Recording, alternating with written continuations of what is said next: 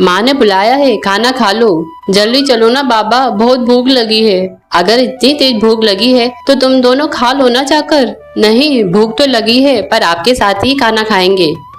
अच्छा, बस 2 मिनट रुक जाओ, फिर यह वाली क्यारी की गुड़ाई कर दूं, फिर आता हूँ। ठीक है बाबा, जल्दी करो वरना खाना ठंडा हो जाएगा। काव्या की बात सुनकर हरिया मुस्कुरा दिया और अपना काम खत्म करने लगा। यह कहानी हरिया की इन्हीं 2 बेटियों की है जिनके नाम थे काव्या और कीर्ति। दोनों बहनें अपने बाबा हरिया और माँ गीता के साथ गांव में रहती थी, जहां उनके घर के ठीक सामने उनका बड़ा सा खेत था और खेत के बगल में एक बड़ा सा तालाब भी था। फिर उस दिन घर जाते हुए, बाबा यह खेत हमारे काम का है, लेकिन यह तालाब हमारे किसी काम का नहीं है। आप इसे बेच क्यों नहीं देते? और इसे बेचकर जो पैसे मिलेंगे उससे हम बढ़िया बढ़िया चीजें खरीद लेंगे।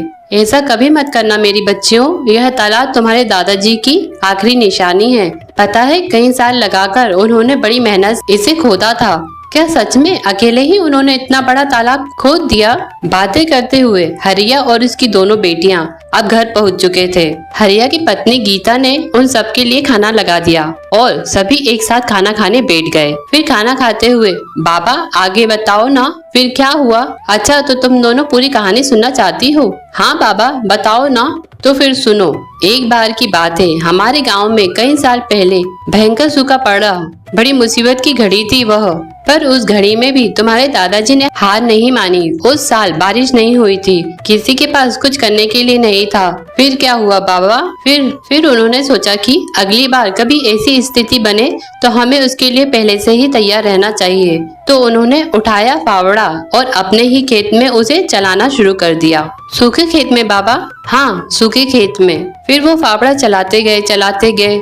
गांव वालों को लगा कि वह पागल हो गए हैं, लेकिन ऐसा नहीं था। कई महीनों तक वह अकेले ही उस खेत को खोदते रहे और फिर धीरे धीरे उसने एक बड़े से गड्ढे का रूप ले लिया, यानी वो तालाब बन गया। फिर उसमें से पानी निकला बाबा? ऐसे थोड़े ही न निकल आता है पानी। फिर उन्होंने इंतजार किया। जब बारिश आई तो सब देखते ही रह गए, क्योंकि बारिश के बाद वह बड़ा सा गड्ढा सुंदर सा तालाब बन चुका था और उसमें ढेर सारा पानी जमा हो गया था। तब जाकर गांव के लोगों को समझ आया कि बाबा ने असल में बारिश के पानी का संचय किया है, जो अगले साल की बारिश तक सबके काम आने वाला था। अरे वाह, दादाजी ने तो कमाल कर दिया। अब तुम्हारे दादाजी नहीं है, लेकिन उनका दिया हुआ यह तालाब और उनकी सीख कि मुसीबत की घड़ी में हार नहीं माननी चाहिए, यह आज भी हमारे साथ है बेटा। हाँ, सही कहा बाबा आपने। ओहो ओहो, अब कहानी पूरी हो गई हो तो खाना भी खा लो, खाना ठंडा होने को आया है। बाबा, माँ तो बहुत गुस्से में लग रही है। कोई बात नहीं, मुसीबत की घड़ी में हार नहीं माननी चाहिए। अब जल्दी से खा लो, इससे पहले कि बात हाथ से निकल जाए। हाँ, काव्या और हरिया फुसफुसाते हुए हंसने लगे। फिर इसी तरह कई साल बीत गए। फिर एक साल उनके गांव में फिर से सूखा पड़ा। परिवार के लिए बड़ी दिक्कत आ गई। हरिया को एक बीमारी ने जकड़ लिया। गर्मी और बीमारी की वजह से हरिया और तालाब दोनों ही सूखते जा रहे थे। हरिया की तबीयत दिन पर दिन बिगड़ती जा रही थी। माँ, तुम चिंता मत करो, हम बाबा को शहर लेकर जाएंगे, उनका अच्छा इलाज कराएंगे। पर इतना पैसा कहाँ है हमारे पास? हम कर्जा ले लेंगे माँ। मैं अभी जाकर साहूकार से बात करती हूँ, वो बड़ा बदमाश है। कीर्ति बेटा, जरा ध्यान से। कीर्ति गांव के साहूकार के पास पहुँची और उसे अपने घर की सारी दशा बताई। ओहो, और यह अच्छा आदमी है, इसलिए तुम्हें कर्जा दे देता हूँ, लेकिन बदले में गिरवी क्या रखोगी?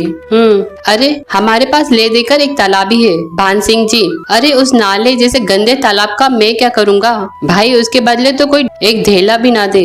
एक काम करो, तुम मुझे अपने खेत के कागजात दे दो और लाख रुपए ले जाओ। ठीक है। कीर्ति अपना खेत गिरवी नहीं रखना चाहती थी, क्योंकि ले देकर उसकी कमाई का एक ही जरिया था, लेकिन उसे ना चाहते हुए भी भान सिंह को अपने खेत के कागज देने पड़े और उसने साहूकार से लाख रुपए ले लिए। माँ, तुम चिंता मत करो, देखना बाबा का इलाज अच्छे से हो जाएगा, वो पहले की तरह एकदम ठीक हो जाएंगे। हाँ, भगवान करे ऐसा ही हो। थोड़ी देर बाद पूरा परिवार बस में बैठकर शहर के लिए निकल पड़ा। वो लोग शहर के एक बड़े से अस्पताल में पहुँचे, जहाँ उन्हें पता चला कि हरिया की किडनी खराब है और इलाज में 4 लाख रुपए लगेंगे। अब दोनों बहनें और माँ चिंता में आ गयी। उन्हें फिक्र सता रही थी कि बाकी पैसों का इंतजाम कैसे करेंगे। तभी कीर्ति, तू एक काम कर, तू काव्या को लेकर गाँव जा। वहाँ छोटे वाले कमरे में एक पुराना संदूक है, उसमें मेरे चांदी के कुछ गहने हैं, जल्दी से वह लेकर आ जा। पर माँ, उनसे क्या होगा?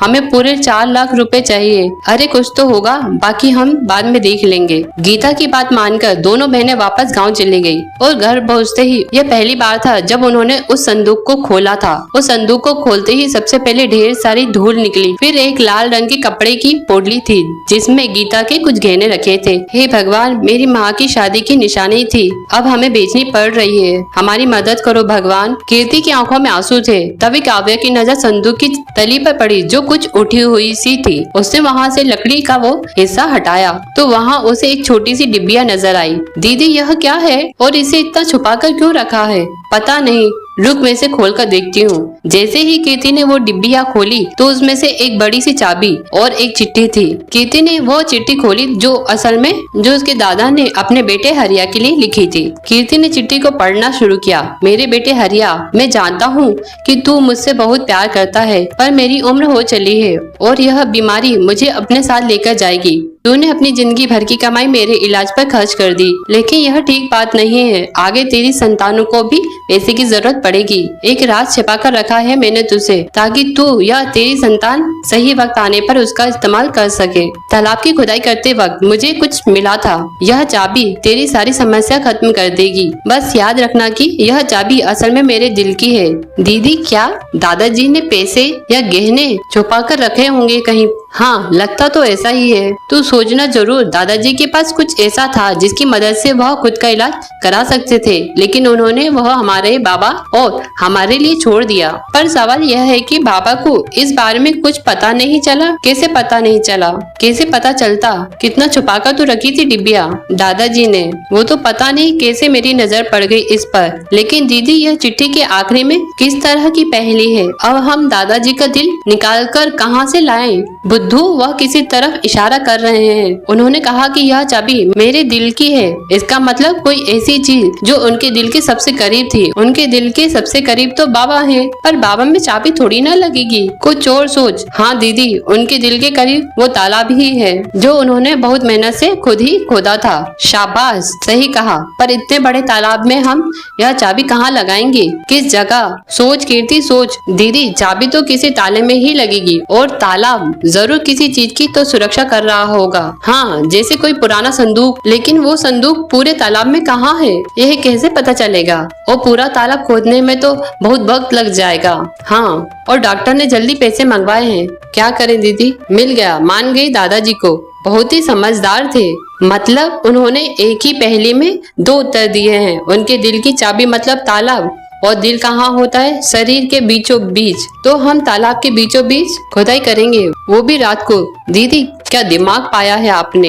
वैसे दीदी एक बात तो माननी पड़ेगी, दादाजी बहुत समझदार थे, लेकिन शायद वह जानते थे कि उनके आने वाली पीढ़ी भी बहुत समझदार होगी, तभी तो उन्होंने इतनी मुश्किल पहेली रखी थी। काव्या की बात सुनकर कीर्ति मुस्कुरा दी और फिर रात में उन दोनों ने तालाब के बीचों बीच खुदाई शुरू कर दी। और थोड़ी सी खुदाई के बाद उन्हें वहाँ से वाकई एक संदूक मिला और फिर जब उसे खोला गया तो उसमें ढेर सारे सोने के सिक्के थे। दीदी क्या ये सोने के सिक्के हैं? हाँ काव्या, दादाजी ने सही कहा था कि सारी मुश्किलें हल हो जाएंगी। दादाजी भले ही चले गए, लेकिन वह जाते जाते हमारी सबसे बड़ी मुश्किल हल करके गए।